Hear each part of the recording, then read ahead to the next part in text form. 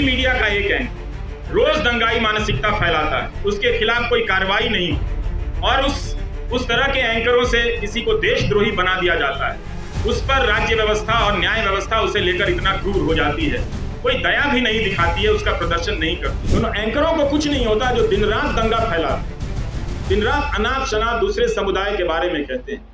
लेकिन दंगा भड़काने के आरोप में एक पीएचडी के छात्र को सलाखों के पीछे भेज दिया गया।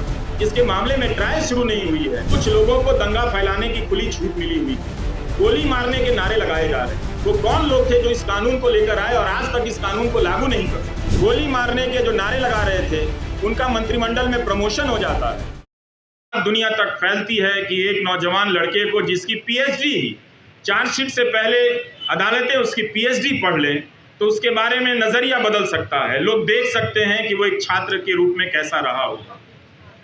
उमर खालिद की दोस्त आकांक्षा अपेक्षा प्रियदर्शनी का मैं एक नोट पढ़ रहा था कि जब वो मिलने गई और उमर खालिद ने बताया कि कोविड के दौरान सुप्रीम कोर्ट के आदेश से कई लोगों को जेल से बाहर जाने की इजाज़त दी गई और जब वो लौट कर आए तो उन्होंने पूछा कि आप अभी तक यहीं हैं। मतलब उस महामारी में भी किसी को ये याद रहा कि इस एक कोई उमर खालिद है जिसे बाहर नहीं भेजना है। उस महामारी में भी उसकी पहचान याद रखी गई, उसकी निशानदेही को याद रखा गया। इस तरह की नाइंसाफियां जो एक आम कैदी को मिलनी चाहिए वो भी उसे नहीं मिलती नजर आ रही। ये बहुत चिंता की बात है और जब तक ये है अदालतों के मंच से बड़े बड़े न्यायाधीशों का बोलना हमें खाली सा लगता है, हल्का सा लगता है कि वे अंडर ट्रायल और अधिकारों की बात बहुत संजीदगी से करते हैं। कई बार ऐसा लगता है कि शायद वो बात कहने के लिए करते हैं, नहीं तो ये बात अपने फैसलों में ही पलट कर देख लेते कि जब सबके लिए वो फैसला हुआ था तो क्यों इस व्यक्ति के लिए, क्या वो व्यक्ति इतना ज़्यादा खतरनाक है? मीडिया अगर धारणा बना दे, गोदी मीडिया का एक एंकर रोज दंगाई मानसिकता फैलाता है, उसके खिलाफ कोई कार्रवाई नहीं हुई और उस तरह के एंकरों से किसी को देशद्रोही बना दिया जाता है। उस पर राज्य व्यवस्था और न्याय व्यवस्था उसे लेकर इतना क्रूर हो जाती है, कोई दया भी नहीं दिखाती है, उसका प्रदर्शन नहीं करती। हमारे तमाम न्यूज़ चैनलों के एंकरों ने बुलंदशहर के मामले में क्या हाल किया आप सभी ने देखा। वो कल्पना कर लेते हैं कि मूर्तियां जिन्होंने खंडित की वो किस समुदाय के हों, वो रिपोर्टिंग अब नहीं करते।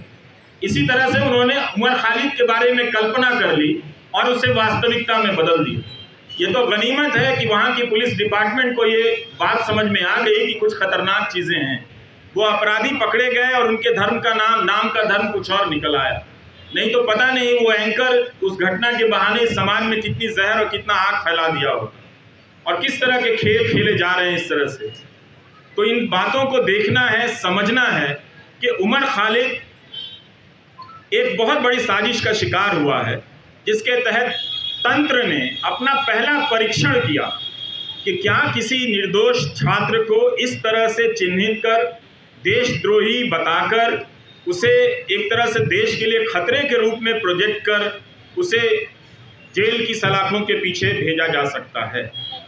और ये उनका परीक्षण उमर खालिद के मामले को देखकर या भीमा कोरेगांव के केस को देखकर लगता है कि सफल हुआ। सत्ता ने लोक लाज की परवाह भी छोड़ दी। स्टेन स्वामी के निधन के बाद भी उसे कोई फर्क नहीं पड़ा,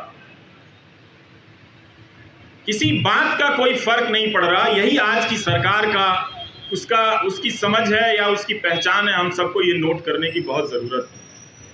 उन एंकरों को कुछ नहीं होता जो दिन रात दंगा फैलाते, दिन रात अनाप शनाप दूसरे समुदाय के बारे में कहते हैं। लेकिन दंगा भड़काने के आरोप में एक पीएचडी के छात्र को सलाखों के पीछे भेज दिया गया, जिसके मामले में ट्रायल शुरू नहीं हुई है और ना ही चार्जशीट वगैरह इन सब ये चीज़ें पेश हुई हैं, ना जमानत मिली है इस मामले। तो हमें इस अंतर को पहचानना है कि कुछ लोगों को दंगा फैलाने की खुली छूट मिली हुई है, गोली मारने के नारे लगाए जा रहे हैं। वो कौन लोग थे जो इस कानून को लेकर आए और आज तक इस कानून को लागू नहीं कर सके? इस कानून को लागू करने के नियम तक नहीं बनाए गए, लेकिन 2019 के दिसंबर में आप जाकर देखिए लौटकर, तो इस तरह से सब कोई चिल्लाता था, चीखता था सरकार की तरफ से कि इस कानून को सूर्योदय से पहले ही लागू हो जाना चाहिए ताकि दिन के निकलने से, सूरज के निकलने के साथ ही हम सब इसे लागू करें और देश को बचा लें। मगर अब उस कानून का नाम वो उन इलाकों में ही जाकर नहीं लेते। अब उस कानून का खौफ मणिपुर में भी पैदा हो गया है। वहाँ भी कुकी जनजाति के लोग इस बात से चिंतित हैं, घबराए हुए हैं कि क्या कहीं ऐसा होगा कि हमें भी एनआरसी की यातनाओं से गुजरना होगा। तो मणिपुर को लेकर देख लीजिए या दिल्ली दंगों को लेकर जिसकी जवाबदेही तय होनी चाहिए थी गृह मंत्री की, उनकी जवाबदेही तय नहीं, आज तक तय नहीं। गोली मारने के जो नारे लगा रहे थे उनका मंत्रिमंडल में प्रमोशन हो जाता है। सुप्रीम कोर्ट को कहना पड़ा दिल्ली पुलिस से कि ये जो नारे लगा रहे हैं वो मेडिकल प्रिस्क्रिप्शन नहीं है। इसके बाद भी जो व्यक्ति शांति की अपील करता रहा, शांति की बातें करता रहा, वो दंगों की साजिश के आरोप में जेल में इस तरह से बंद कर दिया गया है। तो इस 1000 दिन को आप याद रखें। ये 1000 दिन सिर्फ उम्र के नहीं हैं, ये 1000 दिन भारतीय नागरिक समाज, न्याय व्यवस्था की अफसोस के दिन भी हैं, उनके शर्म के भी दिन हैं। नमस्कार, थैंक यू।